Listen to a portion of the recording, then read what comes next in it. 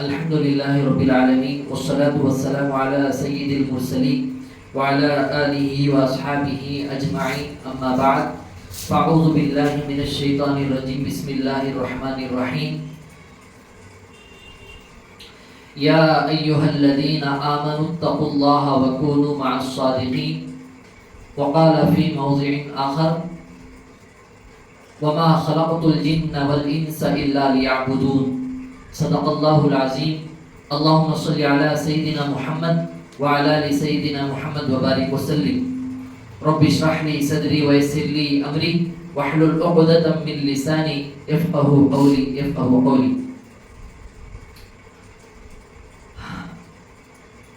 آج کے اس اصلاحی مجلس کا عنوان ہے کیا خانخواہ گنڈوں کا اڈا ہے؟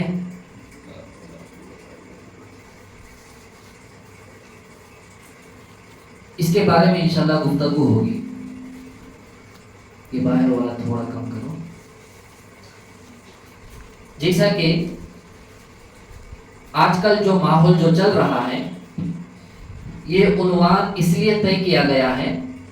بہت سارے نادان ہمارے مسلمان بھائی اور اسی طریقے سے بھولے بھالے لوگ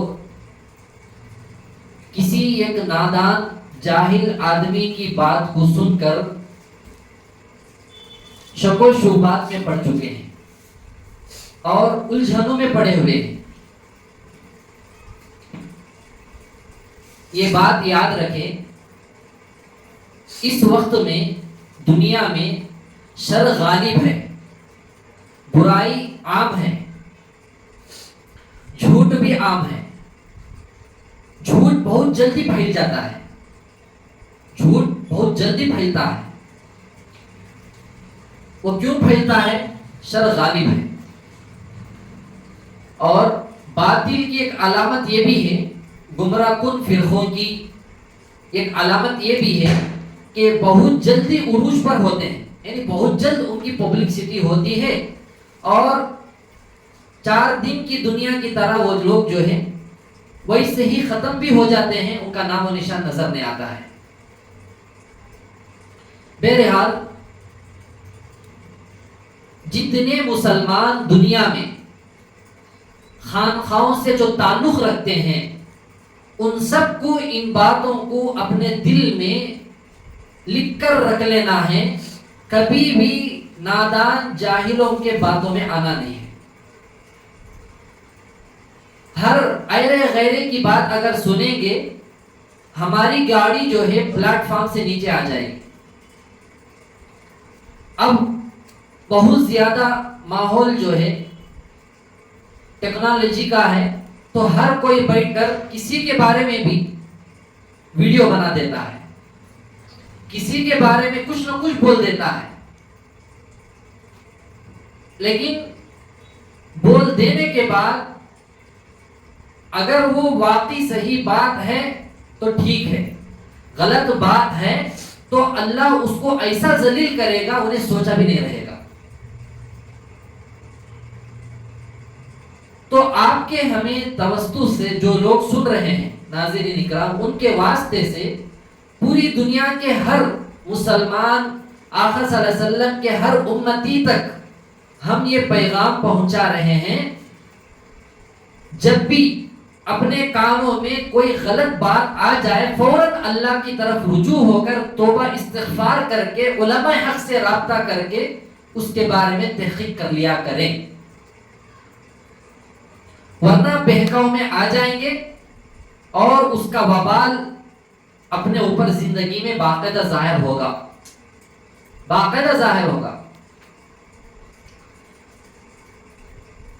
ذرا سوچئے, خانخواہ جو چیز ہے یہ نئی چیز نہیں ہے.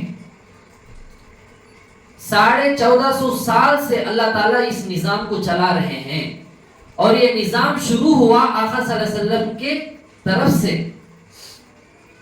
ان کے ہی دستے مبارک پر صحابہ بیعت ہو کر اپنی اصلاح کرانے کے لیے جڑتے تھے.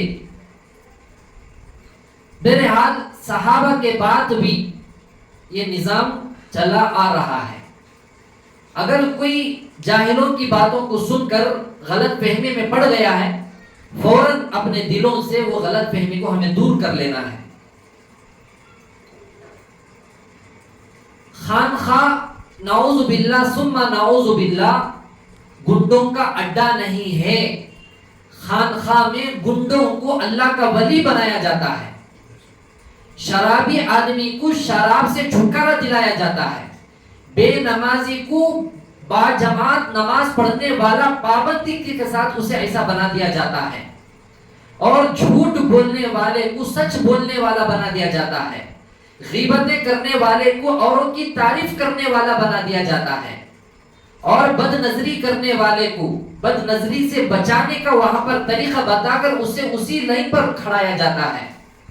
جیسا کہ جو لوگ کہتے ہیں دین کے کاموں میں ہماری نماز جیسا ہم پڑھتے ہیں تو ہماری زندگی بھی صفت صلاۃ پر آ جائے. نماز میں جب کھڑے ہوتے ہیں ہماری نظر جو سجدے کی جگہ پر جو ہوتی ہے، ایسے ہی زندگی بھر ہمیں غلط چیزوں سے بچاتے ہوئے اپنی نظروں کو نیچے رکھنا ہے. یہ تمام چیزیں خانخواہوں میں تو ہی سیکھنا پڑتا ہے. کسی بزرگ نے بہت پیاری مثال دے کر فرمایا، خانخواہ میں کیا سکھایا جاتا ہے، آدمی کو جڑنے کے بعد کیا بنایا جاتا ہے. خانخواہ کے اندر انسان کو جڑنے کے بعد اس انسان کے اندر انسانیت کو پیدا کیا جاتا ہے. جس انسان کے اندر انسانیت نہیں ہے انہیں جھوٹ بولے گا، غیبتیں کرے گا، چغلی کرے گا، حسد کرے گا، بد نظری کرے گا، بد گمانی کرے گا اور جاسوسی کرے گا، نفاق اپنے دلوں میں رکھے گا، والدین کی نافرمانی بھی کرے گا، اپنے اساتذہ، اپنے ائمہ، اپنے اولیاء اللہ کے بارے میں زبان درازی بھی کرے گا. خانخواہوں میں جڑنے کے بعد آدمی کے اندر جو سب سے بڑا کیڑا جو ہے کبر کا، تکبر کا، یہ چیز ختم کیا جاتا ہے. کیونکہ آپ ذرا سوچئے، شیطان جو ہے پورے دنیا کا نہیں بلکہ فرشتوں کا بھی استاد تھا، لیکن اس کے اندر انانیت تھی، کبر تھا اس کے اندر. یہی کبر جو ہے اسے ہمیشہ کے لیے جہنمی بنا دیا. کیوں؟ حدیث قدسی میں ہے، اللہ تعالیٰ فرماتے ہیں، آقا صلی اللہ علیہ وسلم یہ حدیث قدسی بیان فرماتے ہیں، الکبریاء ردائی، اللہ فرماتے ہیں تکبر، بڑائی وہ میری چادر ہے، وہ میری صفت ہے. اللہ تعالیٰ کو جو ہے دو چیزیں، اللہ اتنی پوری دنیا کے مالک ہونے کے باوجود اللہ کے اندر دو چیزیں نہیں ہیں. دو چیزیں اللہ کے اندر نہیں ہیں، لیکن اللہ وہ دو چیزوں کو اپنے بندوں کو عطا فرمایا ہے، تاکہ اگر کوئی بندہ وہ دو چیزیں اپنے اندر اپنا لے گا، انہیں 100% اس کے اندر انسانیت بھی آ جائے گی، انشاءاللہ وہ ضرور جنتی بن جائے گا. وہ کیا ہے؟ اللہ تعالیٰ کے اندر عاجزی، انکساری نہیں اللہ کے پاس. اللہ تعالیٰ کے اندر عاجزی نہیں ہے، کیوں؟ وہ کبر کا مالک ہے، تکبر اس کی صفت ہے. اور اللہ کے اندر جو چیز نہیں ہے وہ اپنے بندوں کو یہ دیے ہیں کہ اللہ تعالیٰ کے اندر تواضع نہیں ہے. اگر کوئی شخص تواضع اپناتا ہے، اللہ فرماتے ہیں حدیث میں آیا ہے، من تواضع للہ رفع درجتہ، جو اللہ کے لیے اپنے آپ کو چھوٹا بنا کر پیش کرے گا، اپنے اندر عاجزی لائے گا، اللہ رفع درجتہ، اس کے درجات کو اللہ بلند فرما دیتے ہیں. کیوں؟ یہ صفت خود اللہ کے اندر نہیں ہے. اور دوسری چیز، اللہ کو رونا نہیں آتا ہے. اور کوئی بندہ روتا ہے اللہ کے ڈر سے، اللہ اس کی ہر بات سنتے ہیں اور اس کی ہر دعا قبول فرماتے ہیں. اور اللہ کے ڈر سے اگر کوئی روتا ہے، رونے کے وقت میں دونوں آنکھوں سے نکلنے والے خطرے جس بدن کے حصے پر گرتے ہیں، اللہ اس حصے کو جہنم کی آگ حرام کرا دیتے ہیں. تو اس سے معلوم ہوتا ہے کہ یہ جو تکبر ہے، گھمنڈ جو ہے، یہ ختم کرنا ہے تو ہمیں اپنے آپ کو کسی کے حوالے کرنا پڑے گا، جب تک یہ بیماری ختم نہیں ہوتی ہے۔ آج کے دور میں ہمارا تجربہ یہ ہے، جو بھی آدمی نیک کام کرتا ہے دین کے کسی بھی شعبے میں، اکثر ایسا ماحول بن گیا ہے، غریبوں کی مدد کرنا ہو، غریبوں کی شادی کروانا ہو، غریبوں کے ساتھ ہمدردی کرنا ہو یا رشتہ داروں کے ساتھ ہو، جہاں کہیں بھی جس بھی دین کے شعبے میں آدمی آج کل جو بھی کام نیکی کا جو کر رہے ہیں، اپنا نام بڑھانے کے لیے، اپنی پبلکسٹی کے لیے، اپنے کچھ عہدے کے لیے کر رہے ہیں۔ اسی لیے دین کے اکثر کاموں میں، شعبوں میں فائدہ زیادہ آج کل نظر نہیں آ رہا ہے۔ جہاں کہیں بھی دیکھو مجھے کوئی نہ کوئی عہدہ وہاں پر ہونا ہے۔ یہ دلوں کے اندر جب آ گیا ہے تو وہ پورے تمام کے تمام دین کے شعبوں میں اللہ تعالیٰ تنزلی کو لا چکے ہیں۔ دھیرے دھیرے اس کے اندر سے برکتیں اور اس کے جو فضائل تھے وہ بھول گئے، اس کی جو برکتیں تھیں اس سے محروم ہو گئے۔ یہ کیوں آ رہا ہے؟ ہر آدمی اکثر و بیشتر آج یہ سوچتا ہے میں جہاں بھی جس لائن سے بھی کام کروں مجھے وہاں پر کچھ عہدہ ہونا ہے۔ ارے یہ عہدہ لے کر کیا کریں گے؟ ایک آدمی گھوڑے پر سوار ہو کر گزر رہا تھا اور اس گھوڑے کے پیٹھ پر شیر کا چمڑا تھا۔ جو گھوڑے کے اوپر جو زند آتے ہیں، جس کے اوپر بیٹھتے ہیں، تو انہیں اس کے بجائے شیر کا چمڑا رکھ کر بچھا کر اس کے اوپر بیٹھ کر بڑے تکبرانہ انداز سے جا رہا تھا۔ کوئی ایک فقیر اللہ والا سویا ہوا تھا درخت کے نیچے، اس نے کہا ارے اللہ کے بندے کیا بڑے شان و شوکت سے جا رہا ہے؟ تو انہیں بڑے تکبرانہ انداز میں کہا تم دیکھے نہیں کہ میرے نیچے جو ہے شیر کا چمڑا ہے، میں اس کے اوپر بیٹھا۔ تو اس اللہ کے بندے نے کہا سن کر ارے کس بات کا گھمنڈ ہے، کس بات کا تکبر ہے تیرے اندر؟ ذرا سوچ، وہ شیر جس کے سامنے اگر کوئی جانا چاہتا ہے تو اس کے اندر جرأت نہیں ہوتی ہے، ایسے طاقتور شیر کے جسم پر خود وہ چمڑا نہیں رہا تو تیرے نیچے کب تک وہ چمڑا رہے گا شیر کا؟ کتنی پیاری مثال دے کر اسے سمجھایا گیا۔ لوگ جو ہے اپنی ذاتی دشمنی ہے تو دین کے کاموں کو بیچ میں آڑ میں لے کر نعوذ باللہ زبان میں جو آتا ہے بک دیتے ہیں۔ تیر سے نکلا، کمان سے نکلی ہوئی تیر، بندوق سے نکلی ہوئی گولی، زبان سے نکلی ہوئی گفتگو، یہ دوبارہ لوٹ کر بھیجے نہیں جا سکتے ہیں۔ زبان میں جب ہڈی نہیں ہے تو جو چاہے بکنا ہے۔ سوچنے کا مقام ہے۔ اپنی ذاتی دشمنی ہے تو اس کے حد تک ہی ہمیں رہنا ہے، لیکن دین کے شعبوں کو لے کر بدنام کرنے کی سازش نعوذ باللہ یہ دشمنان اسلام کرتے ہیں۔ یہود و نصارہ کی حرکتیں ہیں، یہ تب کٹر ہندوتوا لوگوں کی عادتیں ہیں، فطری عادتیں ہیں۔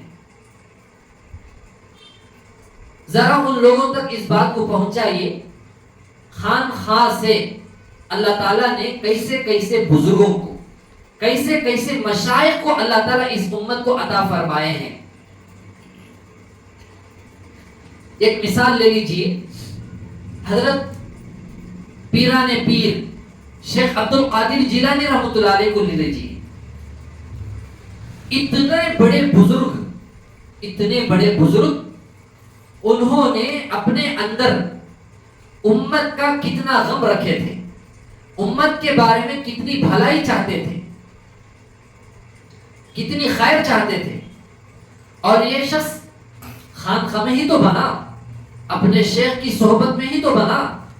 قرآن کی جو آیت پڑھی گئی یا ایھا الذین آمنوا اتقوا اللہ وکونوا مع الصادقین، اے ایمان والو تم اللہ سے ڈرو اور سچے لوگوں کی صحبت میں بیٹھا کرو۔ تو خانقاہوں میں سچے لوگ رہتے ہیں، جھوٹے نہیں رہتے ہیں۔ وَكُونُوا مَعَ الصَّادِقِينَ کا جملہ ہے، یہ ہمارا تمہارا جملہ نہیں ہے، یہ رب کائنات کا جملہ ہے۔ اپنے کلام میں فرماتے ہیں سچے لوگوں کی صحبت میں بیٹھو رہو، اور حدیث میں آیا ہے اتودد الی الناس نصف العقل، نیک لوگوں سے دوستی کرنا یہ آدھی عقل مندی ہے۔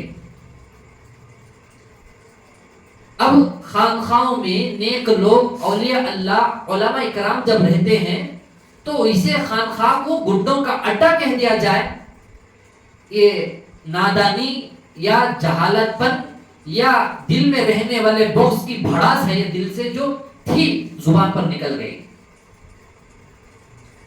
فوراً توبہ کرنا چاہیے، فوراً توبہ کرنا چاہیے، ورنہ کس حالت میں خاتمہ ہوگا اللہ ہی بہتر جانتے ہیں۔ 60 سال 100 سال دنیا میں رہنے کے لیے جب ہم آئے ہیں تو سوچے بغیر سمجھے بغیر جو چاہے بول دو، جو چاہے کر دو۔ ارے ہمیشہ رہنے کا تو جنت میں ہے، لیکن ویسے کام ہمیں کیوں کرنا ہے جو ہمیشہ ہمیشہ جہنم کے حوالے ہو جانے والے بن جانا ہے۔ شیخ عبد القادر جیلانی رحمۃ اللہ علیہ کے بارے میں فرمایا کہ ایک مرتبہ حضرت نے خواب دیکھا۔ خواب میں شیخ عبد القادر جیلانی رحمۃ اللہ علیہ اللہ سے فرماتے ہیں اے اللہ مجھے موٹا بنا دے، میرے جسم کو موٹا کر دے۔ اللہ جو ہے ان کے جسم کو موٹا کر دی، انہوں نے فرمایا اور موٹا بنا دو مجھے، میرے جسم کو اور بڑا کر دو۔ اللہ اور بڑا کر دی، ہوتے ہوتے ایک روم اتنی زیادہ ان کی جمسامت ہو گئی۔ پھر فرمایا مجھے اور موٹا کر دو، تو اللہ تعالیٰ ان کے جسم کو اور زیادہ، پورے گھر کی اتنی ذرا، پورے جسم کو اتنا زیادہ بڑا اور ہٹا کھٹا چوڑا پورا بنا دیا۔ پھر حضرت نے پھر اللہ سے درخواست کی اے اللہ میرے جسم کو اور بڑا بنا دو۔ اللہ تعالیٰ نے ان کے جسم کو پورے محلے وطا بنا دیا۔ پھر فرمایا میرے جسم کو اور بڑا بنا دو، تو اللہ پورے شہر کے اتنی زیادہ بڑا ان کو بنا دیا۔ آخر میں اللہ تعالیٰ فرماتے ہیں اے عبد القادر آخر تجھے کتنا بڑا میں بناؤں، کیا مقصد ہے تیرا؟ اللہ عالم الغیب ہیں، جانتے ہیں، پھر بھی اپنے بندوں تک اس بات کو پہنچانے کے لیے اس کے ارادوں کو ظاہر کرنے سوال جواب ہو رہا ہے۔ شیخ عبد القادر جیلانی رحمۃ اللہ علیہ نے فرمایا اے اللہ مجھے اور بڑا بنا دے، اور موٹا بنا دے۔ حضرت کو اللہ تعالیٰ نے پورے ملک کو اتنا موٹا بنا دیا، تو حضرت پھر درخواست کرتے مجھے اور موٹا بنا دو۔ پھر اللہ فرماتے ہیں آخر تجھے کتنا موٹا میں بناؤں، کیا بات ہے بتاؤ؟ شیخ عبد القادر جیلانی رحمۃ اللہ علیہ نے فرمایا اے اللہ مجھے اتنا موٹا بنا دے جتنی بڑی تیری جہنم ہے۔ پھر اللہ جاننے کے باوجود پوچھتے ہیں کیوں، کیا وجہ ہے؟ شیخ عبد القادر جیلانی رحمۃ اللہ علیہ نے فرمایا اس لیے کہ اگر جب مجھے تو تیری جہنم جتنی بڑی ہے اتنا موٹا بنا دے گا تو میں کہوں گا مجھے اکیلے کو جہنم میں ڈال دے، تاکہ تیری جہنم اتنا بڑا جسم جب میرا رہے گا میں اکیلے جہنم میں چلے جاؤں گا، میرے علاوہ کوئی بھی جہنم میں جانے والا نہ بنے۔ تو دوسرے مسلمان بھائیوں کے بارے میں ایسی سوچ رکھنے والا کوئی ولی ہے تو بتا دو، اور یہ ایسے اولیاء اللہ کہاں بنے؟ خانقاہی تو ایسے اشخاص کو، ایسے اولیاء اللہ کو عطا فرمائی ہے، یہ خانقاہ کا صدقہ ہے۔ ان لوگوں سے ذرا پوچھو، خانقاہ نعوذ باللہ گنڈوں کا اڈا ہے۔ میں اور انہوں جو اللہ کے راستے میں جاتے ہیں، دعوت و تبلیغ میں، مدارس میں، دیگر دین کے شعبوں میں، وہ کاموں کو شروع کرنے والے آخر خانقاہ کو کیوں جاتے تھے؟ حضرت مولانا الیاسی رحمۃ اللہ علیہ خانقاہ کو کیوں جاتے تھے؟ ہم سب مسلمان جن دین کے کاموں میں لگے ہوئے ہیں اس کے تمام اکابر خانقاہوں کو کیوں جاتے تھے؟ ان سے ذرا پوچھیے۔ مولانا الیاسی رحمۃ اللہ علیہ دن بھر لوگوں میں گشت وغیرہ کر کے دین کی بات کر کے سمجھا کر عشاء کی نماز کے بعد اپنے شیخ کی خانقاہ کو جایا کرتے تھے۔ کتنا ادب کیا کرتے تھے حضرت جی رحمت اللہ علیہ. دلوں کے اندر کا میل نکال کر, کان کا میل نکال کر اسے سن لیجئے. حضرت مولانا الیاس جی رحمت اللہ علیہ اس گلی کو جب جانا ہوتا, جس گلی میں اپنے شیخ کا مکان جہاں رہتا تھا, زندے ہونے کے وقت میں بھی, ان کے شیخ کے انتقال کے بعد بھی, حضرت مولانا الیاس جی رحمت اللہ علیہ وہاں اپنے چپلوں کو نکال کر اپنے ہاتھ میں پکڑ کر وہاں ننگے پیر چل کر گزرتے تھے. پوچھنے پر بتایا کہ اس گلی میں میرے شیخ کا گھر ہے, اس گلی میں میرے شیخ کی خانقاہ ہے. اتنا ادب اولیاء اللہ کا یہ تمام تین حضرت جی رحمہ اللہ کیا کرتے تھے. ایک من علم اگر ہمارے کو حاصل کرنا ہے, 10 من ادب کرنا ہمارے اوپر ضروری ہے. یہ بات مدارس میں پڑھاتے ہیں, اس پر آمدہ کرتے ہیں, اس پر لگاتے ہیں, طلبہ کرتے ہیں. 1% ہمارے اندر علم آنا ہے, 10% علم جن جن چیزوں سے حاصل ہوتا ہے ان کا ادب کرنا ضروری ہے. الیاس جی رحمۃ اللہ علیہ ذرا سوچیے, اتنی بڑی شخصیت ہونے کے باوجود اپنا شیخ جو رہتا تھا اس گلی میں گزرنا ہوتا تو اپنے پیر میں کے چپل نکال کر ننگے پیر اس گھر کے سامنے سے گزرتے تھے. اللہ ان کو ذریعہ بنا کر دعوت و تبلیغ کا کام 100 سال کے قریب ہو رہا ہے. یہ کاموں میں ہمیں لگ کر جس کو چاہے جو بول دے سکتے ہیں. ارے اللہ کے بندو توبہ کرو, ابھی موقع ہے. الیاس جی رحمۃ اللہ علیہ سے پوچھا جاتا تھا, آخر آپ اتنے بڑے ہستی ہو کر ایک بوڑھے آدمی کے مجلس میں خانقاہ کو کیوں جاتے تھے؟ حضرت نے کیا فرمایا, میں آپ لوگوں کے درمیان میں آ کر جو محنت جو کر رہا ہوں, جو کچھ آپ کو جو فیض جو کام میں کر رہا ہوں, جو بانٹ رہا ہوں, یہ سب اپنے شیخ کے صحبت میں رہنے کی برکت سے ہی تو کر رہا ہوں.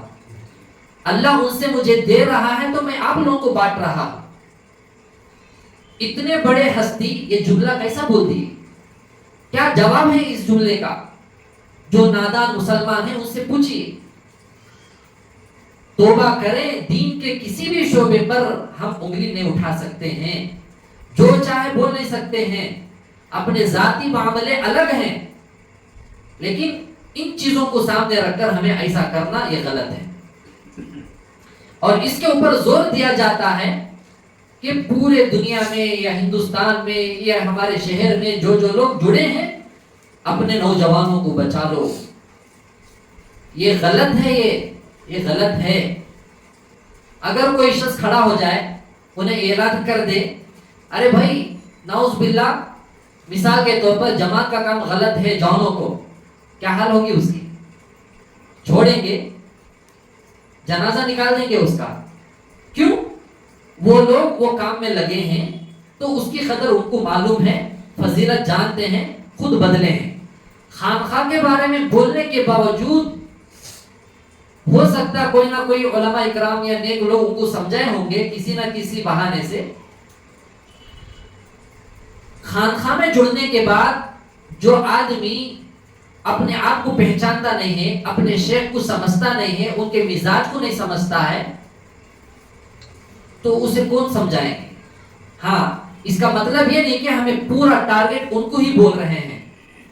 پورے امت مسلمہ میں سے ہر امتی تک اس بات کو پہنچائیں تاکہ خانقاہوں کی قدر اپنے دلوں میں عظمت بھی آ جائے, قدر بھی آ جائے.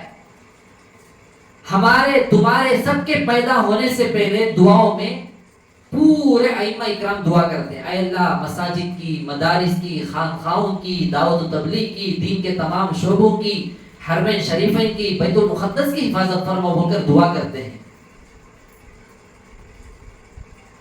لیکن لوگوں کے دلوں کے اندر زندگی میں خانقاہ کیا چیز ہے, وہاں جانے سے کیا فائدہ ہوتا ہے, اب کے ماحول میں یہ زیادہ نہ ہونے سے لوگ سمجھتے ہیں یہ 90 کام ہیں, نئے طریقے ہیں.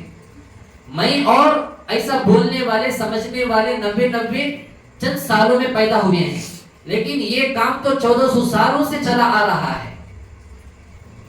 माहौल जैसा जैसा रहता है उस वक्त में अल्लाह ताला किसी ना किसी दीन के शोबे को आम करके अपने बंदों को अपनी तरफ रुजू करने के लिए अल्लाह ताला निजाम चलाते हैं।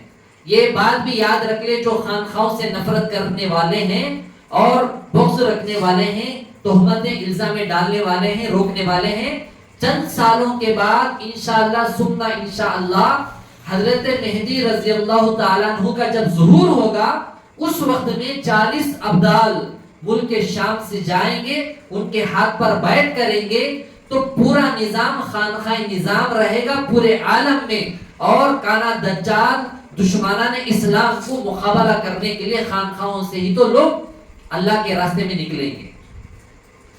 दुनिया का शायद कोई ऐसा फर्द हो जो इस बात को ना जानता हो। हजरत मेहदी रज़ी अल्लाह अन्हु के ज़ुहूर होने के बाद, उनका ज़ाहिर अल्लाह उनको करने के बाद, सारी उम्मत मुस्लिमा उनके पास जाएगी जो उस वक्त में जिंदा रहेंगे। अब ये तमाम हालतें अहादीस में जैसा जैसा आया है उसी के मुताबिक हो रहा है। उसी के मुताबिक धीरे धीरे हक बोलने वालों के ऊपर जुल्म करके उनको बंद करते रहेंगे और मिंबर रसूल को सच्चाई के बगैर झूठे लोगों को बिठाकर ऐसा निजाम चलता रहेगा। लोग जो है सच्चों की तलाश में निकल पड़ेंगे, हक बोलने वालों की तलाश में निकल पड़ेंगे। ढूंढते ढूंढते ढूंढते पूरे शहर में, पूरे महल्ले में कोई नहीं मिलेगा, पूरे स्टेट में कोई नहीं मिलेगा, पूरे मुल्क में नहीं मिलेगा। ऐसी हालत खराब पूरे दुनिया की, फितना फसाद चलना आम हो जाएगा। ऐसे कठिन दौर में अल्लाह ताला जो है हजरत मेहदी रज़ी अल्लाह अन्हु का ज़ुहूर अल्लाह ताला उनको जाहिर करे। तो इसलिए हर मुसलमान जो है अब के दौर में अपने आमाल में कबूलियत लाना चाहता है, मकबूलियत लाना चाहता है, तो उसको चाहिए कि खानखाई निजाम से जुड़कर दीगर दीन के तमाम शोबों में काम करने वाला बने। अगर ऐसा कोई नहीं करते हैं वो जहन्नमी तो नहीं है। इस वक्त में उम्मत में मुसलमानों का 99.9% तन्हाई अल्लाह की नाफरमानी में गुजर रही है, नाफरमानी में गुजर रही है। ये तन्हाई अगर पाक करना चाहते हैं, खानखा के हमें मोहताज बनना पड़ेगा। खानखा अपनी मोहताज नहीं है, हम उसके मोहताज हैं। कितने बड़े बड़े दीनदार हैं, कितने हज करे हैं, कितने उम्रे करे हैं, कितने रोजे, कितने शादियां गरीबों की, कितना दीन अल्लाह के रास्ते में निकले हैं। 99.9% उम्मत इस वक्त में तन्हाई के गुनाहों में मुब्तला है। इससे पाक अगर कराना है, पाक होना है, खानखाओं में जुड़कर अपने मशाइख के सामने अपनी पूरी जिंदगी के अहवाल को जब तक नहीं रखेंगे, जब तक अपनी जिंदगी पाक साफ नहीं होगी। जहां जहां खानखाओं में जो लोग जुड़े हैं उनको देखिए, पहले वो कैसे थे, फिर कैसे पाबंद हो गए। हाँ, इतना तो यकीन से बोल सकते हैं, इस पर अल्लाह से हमारे को यकीन है, इबादतें ज्यादा नहीं करते होंगे तो भी गुनाहों से ज्यादा बचने वाले बन गए। अल्लाह को ज्यादा इबादतें पसंद नहीं है, अल्लाह को ज्यादा गुनाहों से बचना पसंद है। तो खानखाओं में जुड़ने के बाद बहुत बड़ा मजमा आंखों की हिफाजत करने वाला बन जाता है, कानों की हिफाजत करने वाला बन जाता है, जुबानों की हिफाजत करने वाला बन जाता है, और दिलों को निफाक से बचाता है, हसद से बचाता है, बुग़्ज़ से बचाता है, और जुल्म से बचाता है, और जादू करने के चीजों से बचाता है, और शैतान नफ्स के चीजों से बचाता है। वो जो हदीस है, अगर कोई शख्स दोनों अपने कदमों में से, दोनों पैरों में से पहला कदम अपने नफ्स पर रख देगा, दूसरा कदम जन्नत में होगा। क्या मतलब है इसका? अपने नाजायज ख्वाहिशात को मुकम्मल जो दफन कर देगा, अल्लाह उसे जन्नती होने का परवाना, खुशखबरी सुनाई इस हदीस के अंदर। ये कहाँ होगा?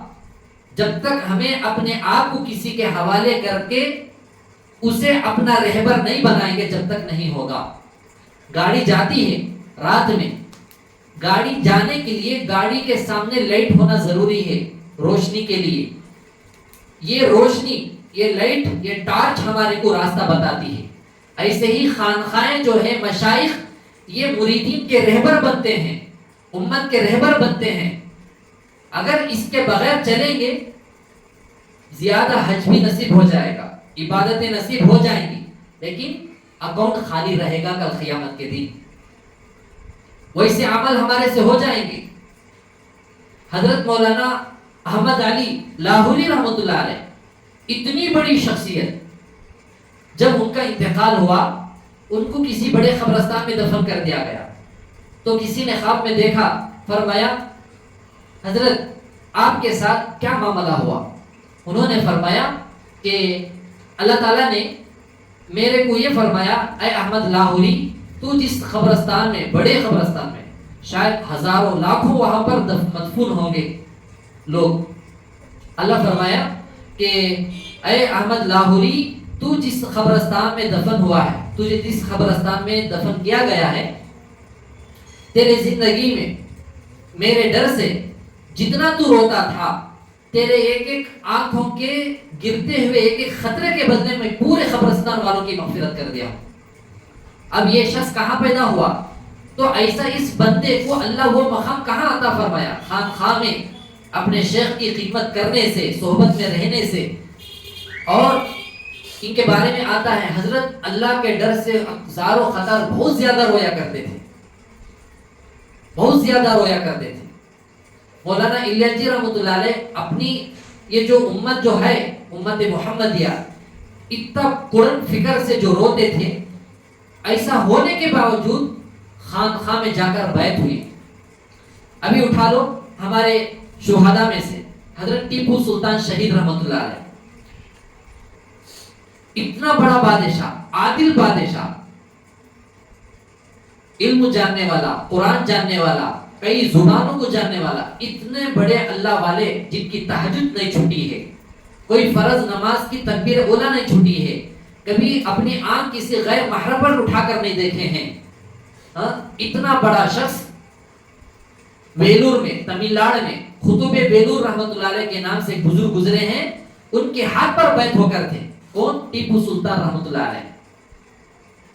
اور ان کے جو شیخ ہیں، انہوں حضرت بھنگور شاہ ولی رحمۃ اللہ علیہ سے جا کر بیعت ہوئے تھے۔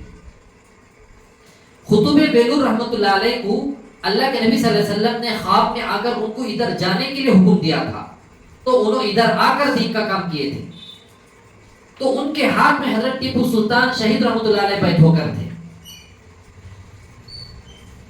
تو یہ تمام چیزیں ان کے اندر، وہ روحانی جذبہ، وہ ایمانی قوت، یہ سب کہاں سے آیا؟ خانقاہوں سے تو آیا ہے۔ اسی لیے کبھی بھی ہمیں کسی بھی دین کے شعبے کو ہمیں انگلی اٹھانا نہیں ہے، زبان درازی کرنا نہیں ہے۔ ہندوپور میں جو حافظ عبدالرشید صاحب رحمۃ اللہ علیہ جو گزرے ہیں، ان کے بارے میں بہت بڑے بڑے اللہ والے یہ فرمایا، یہ ہندوپور کا خطب اور ابدال تھا، خطب اور ابدال میں سے تھا یہ شخص، کون نہیں جانتا تھا ان کو۔ ان کا ایک چھوٹا قصہ،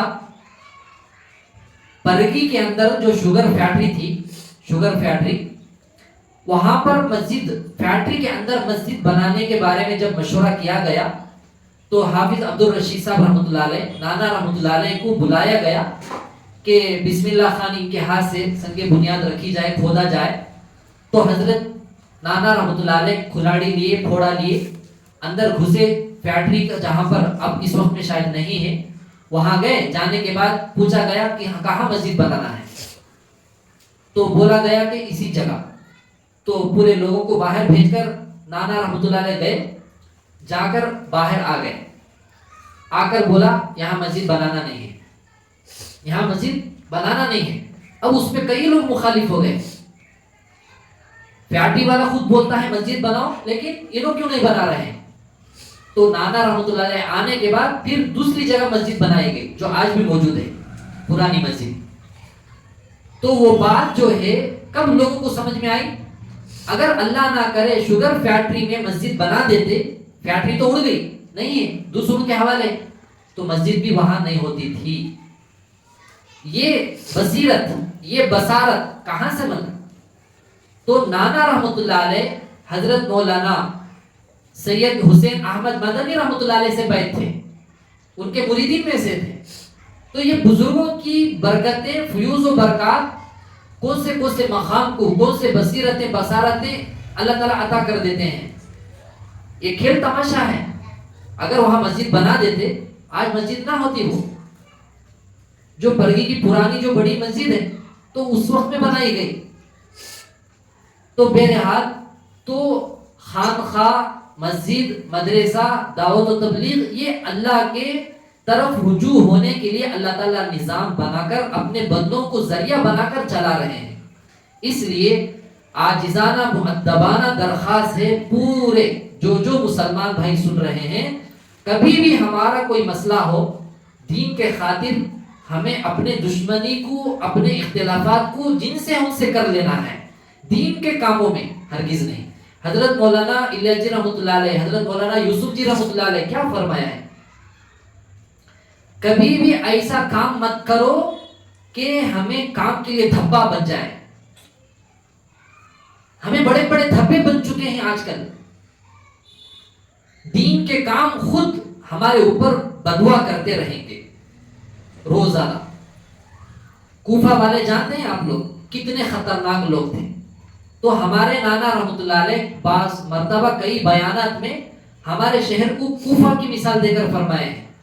تو کسی بزرگ سے یہ بات بتائی گئی تو یہ بات ہمیں بول سکتے ہیں کہ کوفہ والے جو تھے، جو مر گئے، انہوں خبروں میں تڑپتے ہوں گے یہ گاؤں والے ہمارے سے بھی 10 قدم آگے نکل گئے. ایسا ماحول بن گیا ہے، ایسا ماحول بن گیا ہے. ابھی بھی اس وقت میں بھی بہت بڑا مسلمانوں کا طبقہ اپنے واٹس ایپ کے اسٹیٹس میں، فیس بک کے ریلوں میں، انسٹاگرام میں ریلوں میں کرکٹ کے میچ کے ویڈیو رکھ رہے ہیں. شرم آنی چاہیے، چلو بھر پانی میں ڈوب مرنا چاہیے. ایک دن سینکڑوں ننھے منھے بچوں کو، عورتوں کو وہاں پر دشمنان اسلام شہید کر رہا ہے.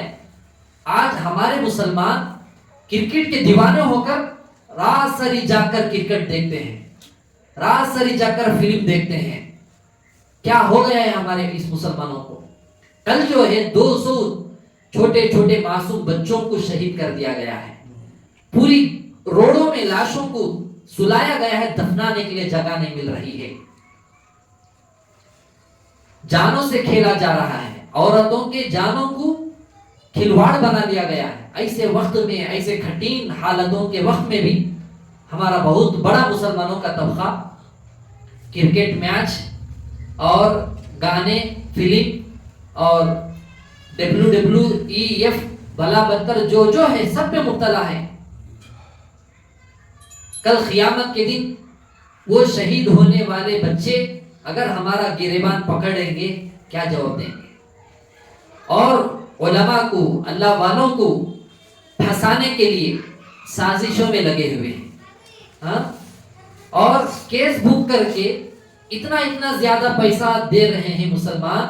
ارے بھائیو، یہ پیسہ فلسطین کے مظلوم شہداء کے حق میں ان کے صدقے کی نیت سے اگر کسی کی غریب کی شادی کرا دیتے یا اس کے بدلے کچھ نہ کچھ کر دیتے، دنیا آخرت سنور جاتی، دنیا آخرت سنور جاتی. حضرت مولانا رشید احمد گنگوہی رحمۃ اللہ علیہ فرماتے ہیں، علماء کے بارے میں بغض رکھ کر اگر مر جاؤ گے، دشمنی رکھ کر مر جاؤ گے، مرنے کے بعد خبر میں ہمارے کو دفنا کر آنے کے بعد ہمارے چہرے کو قبلے کی طرف پھرا کر سلا کر آتے ہیں، لیکن اللہ تعالیٰ اس چہرے کو، جس کے دل کے اندر علماء کے بارے میں بغض ہے، اللہ اس چہرے کو قبلے سے موڑ دیتے ہیں. اور فرمایا اگر کسی کو ڈاؤٹ ہے جو علماء کے بارے میں سازشیں، بغض رکھ کر جو حرکتیں کر کے مرا ہے، تو میں چیلنج کرتا ہوں اس کے مر کر دفنانے کے بعد جا کر اس کی خبر کو کھود کر دیکھو، اس کے چہرے کو اللہ قبلے سے پلٹا دیے ہوں گے. آخر علماء ہی تو ہیں ہمارے رہبر. علماء کو ہمیں کیسا سمجھنا ہے؟ آئینہ ہے.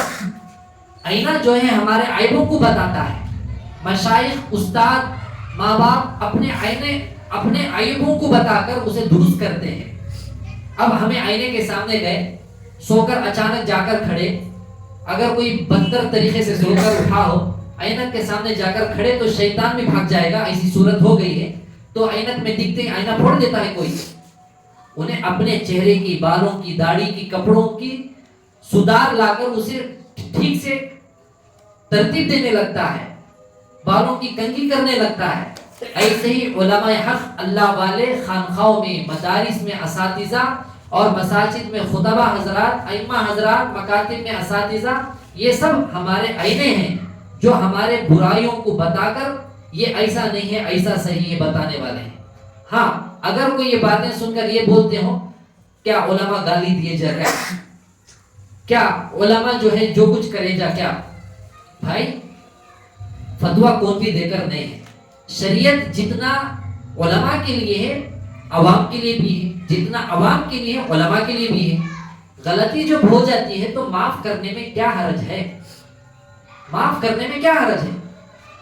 اللہ معافی کو پسند فرماتے ہیں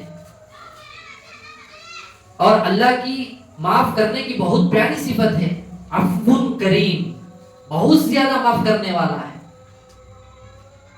کتنے کتنے بڑے بڑے اکابر, کیسے کیسے واقعات موجود ہیں. حضرت مولانا زرولی خان صاحب رحمۃ اللہ علیہ, شیخ التفسیر, پڑوسی ملک کے, حضرت تو انتقال ہو گئے, 1 سال سے شاید زائد ہو گیا ہو. حضرت کے بارے میں ایک نوجوان جو ہے بہت زیادہ ٹارچر کرتا تھا, بہت زیادہ ستاتا تھا. حضرت کا مقام مرتبہ اللہ بہتر جانے کتنا بڑا ہوگا, آپ وہ شاید یوٹیوب میں بھی دیکھیے. حضرت کے مدرسے کے بارے میں کرامت بھی موجود ہے, ویسے بھی بہت سارے ہیں. تو حضرت کا جو مدرسہ تھا, مدرسے کے پورے کمروں میں ایک حضرت کا کمرہ تھا اور وہاں ایک کھجور کا درخت ہے. حضرت جو ہے مدرسہ جب بڑا بنے تو حضرت کا کمرہ جو ہے وہاں سے توڑ کر مدرسے میں شامل کر کے کمرے کو ادھر شفٹ کر دیا گیا. یہ کھجور کا جو درخت تھا سیدھا تھا, حضرت کا کمرہ جب ادھر سے ادھر چلے گیا تو درخت اس طرف جھک گیا. پھر اور بڑا مدرسہ بنانے کے لیے وہ کمرہ بھی توڑ کر ادھر بنا دیا گیا, مدرسہ اور بڑا ہو گیا. یہ درخت جب ادھر جھکا تھا اس طرف پھر گیا. پھر اور ذرے مہینوں کے بعد, سالوں کے بعد مدرسے کو اور زیادہ وسیع کرنے کے لیے کمرے کو توڑ کر ادھر بنا دیا گیا. وہ درخت وہاں سے ایک تو ایسا کھڑا ہوا, ایسا جھک گیا, پھر ادھر سے کمرہ ادھر گیا تو ادھر پھر گیا, پھر یہ کمرہ ادھر سے حضرت کا ادھر گیا تو یہ درخت ایسا پھر گیا. تو یہاں ذرا سوچئے, یہ درخت جانتا ہے زرولی کون ہے, یہ درخت جانتا ہے یہ اللہ کا بندہ جس کا مقام مرتبہ اللہ کتنا بڑا دنیا میں ہی دے دیا ہے. تو وہ لوگ جو ہے جو اللہ والوں سے نفرت کرتے ہیں, یہ درخت کے واقعے کو تو دیکھ کر سبق حاصل کرنا چاہیے. اگر خدا کی قسم اللہ اس درخت کو زبان دے دیتا, شاید کہ وہ اپنی زبان سے ایسا نہ ماننے والوں کو سبق سکھاتا یا ان کو سمجھاتا. اور حضرت زرولی رحمۃ اللہ علیہ فجر کی نماز کو جایا کرتے تھے تو ایک نوجوان روزانہ پریشان کیا کرتا تھا. حضرت بہت صبر کرے, بہت صبر کی. ایک مرتبہ ایسا ہوا, ایک مرتبہ بہت زیادہ کر دیا, چھیڑ چھاڑ کرنا. جیسا کہ کوئی صحیح عالم دین اللہ والے گزرتے ہیں تو کوئی نہ کوئی بیٹھ کر ان کا مذاق اڑاتے ہیں, چیمی گویاں کرتے ہیں. یہ بہت بڑا گناہ ہے, اللہ کا وبال اسی وقت میں اتر سکتا ہے. تو اس نوجوان زیادہ ستانے کے بعد حضرت کا جو ہے صبر ٹوٹ گیا. حضرت نے فوراً آسمان کی طرف دیکھ کر فرمایا, اے اللہ, اگر اسے تو خاموش نہیں کرائے گا, میں آج نماز پڑھنے کے لیے مغرب کی نماز کو میں نہیں آؤں گا. اللہ سے بول کر آگے بڑھ گئے. 15 منٹ, آدھا گھنٹہ بھی نہیں گزرا, مر گیا وہ شخص, ختم ہو گیا. اللہ سے یہ بول دیے آسمان کی طرف دیکھ کر, اے اللہ, اگر اسے تو خاموش نہیں کرائے گا, میں تیرے گھر کو نماز پڑھنے کے لیے نہیں آؤں گا. यहाँ ज़रा सोचिए, नमाज तो अपने ऊपर फर्ज है, अपनी जिम्मेदारी है, लेकिन इनका जुमला जो निकला है ये मामूली शख्स नहीं निकाल सकता है। अब करंट गया है, अल्लाह तो करंट फौरन अब आना है, नहीं तो मैं जिक्र नहीं करूंगा, ये हो सकता है। तो बोलने वाला जो है ज़रवली रहमतुल्लाह अलैह कितने बड़े मकाम को पहुंचे हैं, चंद मिनट होते अल्लाह उसे खत्म कर दे, बहुत बुरी मौत अता अल्लाह उसे अदा कर दे। तो इसलिए कभी भी हमें नेक लोगों से उलझना नहीं है, उलमा इकराम से उलझना नहीं है। जुमा के अंदर हर खतीब साहब ला तत्तखिज़ूहुम गरज़न मिन बअदी फमन अहब्बहुम फबिहुब्बी अहब्बहुम वमन अबग़ज़हुम फबिबुग़ज़ी अबग़ज़हुम, ये जो पढ़ते हैं इसके अंदर क्या है? यही तो बात है कि अल्लाह के पसंदीदा बंदों से कभी भी बुग़्ज़ मत करो, उनसे छेड़छाड़ मत करो। अगर तुम उनसे मोहब्बत करते हो, मैं भी तुम्हारे से मोहब्बत करूंगा। अगर तुम उनसे दुश्मनी बोल रहे हो, मैं तुम्हारे से दुश्मनी बोल लूंगा। ये अल्लाह फरमाते हैं। तो इसलिए अपने अपने शहरों में कभी ऐसा हो गया, सबसे पहले उलमाए हक क्या बोल रहे हैं उनसे हमें राब्ता करके सच्चाई को जानकर हमें अल्लाह से दुआ करना है, अल्लाह से दुआ करना है। और ऐसा नहीं कि उस बात को बढ़ाकर और ज्यादा जलील करना, और ज्यादा जासूसी करना, और ज्यादा चेमी गोया करना, ये खतरे से खाली नहीं है। बाज लोग कहेंगे हमने भी अल्लाह मालूम, हमें भी इबादत करते हैं। अरे भाई, ये जुमले जो बोल रहे हैं अगर उसी वक्त में अल्लाह की पकड़ आ जाएगी, कोई नहीं बचा सकता है। हमें मामूली समझते हैं, हरगिज ऐसा हमें करना नहीं चाहिए। इसलिए आजिज़ाना मुअद्दबाना पूरे मुसलमानों से अपील यही है कि अपने दीन के तमाम शोबों में अल्लाह के लिए इखलास के साथ करते हुए, दूसरों से होता नहीं है, किसी उलमा से, अल्लाह वालों से जब ताल्लुक़ नहीं रखना चाहते हैं, रखो न को कोई बात नहीं, लेकिन साथ नहीं दे सकते हैं तो तकलीफ भी नहीं पहुंचाना चाहिए। बोलते ना, जब नेकी नहीं कर सकते हैं तो गुनाह क्यों करते हैं, ऐसे ही साथ नहीं दे सकते हैं तो तकलीफ क्यों पहुंचाते हैं, तकलीफ क्यों पहुंचाते हैं। दुआ करें कि अल्लाह ताला इन बातों को हमें समझकर सही माने में, अल्लाह से सही माने में तौबा करके अल्लाह का सच्चा बंदा दुनिया में बनकर जिंदगी गुजार कर हमें दुनिया से जाने वाला अल्लाह ताला हमारे को बनाए। कुरान की आयत में वमा खलक़तुल जिन्ना वल इंसा इल्ला लियअबुदून, अल्लाह फरमाया है मैं तुम्हारे को जो पैदा किया हूँ मकसद क्या है, अल्लाह ही की इबादत करने के लिए, जिन्नातों को, इंसानों को। लेकिन इबादतों को ही करने के लिए जब पैदा किया है तो ये सारी चीजें कहां से आ गए, ये सारी चीजें कहां से आ गए। अल्लाह सही समझ की तौफीक नसीब फरमाए। और कोई भी साथी इन बातों को उछाल कर, जो साहिब बोले हैं अपने बेटे का दर्द हर एक को होता है, अपने रिश्तेदारी का दर्द जरूर होता है, उनको उलझाकर, सिखाकर, भड़काकर उनको बोलने लगे हैं तो उनको जाकर फिर ताना देना हरगिज नहीं। गलती उनसे भी हो गई है, उनसे भी हो गई है, माफी मांगना है, सुलह कर लेना है, अल्लाह की तरफ रुजू होना है, अपने अपने दीन के शोबे में लगे रहना है। आखिर में हजरत मौलाना इलियाजी रहमतुल्लाह अलैह जो बात बोले हैं, इंशाल्लाह वो किताब में जो मौजूद है हमारे पास, उसके हवाले के साथ इंशाल्लाह हमें स्क्रीन पर उसे रखेंगे। हजरत फरमाते हैं कि मैं दावत व तबलीग का काम शुरू क्यों किया हूँ, इसका मकसद क्या है। हजरत दो मकसद बताए हैं। अगर कोई झुटलाते हैं तो किताब में हजरत की लिखी हुई बात को कैसे झुटला सकते हैं, हमारी बात झूठ है। तो हजरत फरमाते हैं मेरे दो मकसद हैं। एक, अगर आदमी के अंदर जमात में जाकर 3 चिल्ले लगा लेगा, 4 महीने वक्त लगाएगा, और उसके बाद जो है तुम उसको खानखा में जुड़ने के बाद 12 तस्बीह की इजाजत दे दोगे। 12 जो है फारसी जुमला है, 12 जैसा कि जो हमें जिक्र करते हैं जिक्र जेरी, ये 12 तस्बीह है, 12 तस्बीह। जब तुम्हें किसी शेख से बैत होकर मुरीद बन जाओगे, एक तरफ से शेख की इजाजत 12 तस्बीह जिक्र करने की, दूसरा 3 चिल्ले लगा लेना।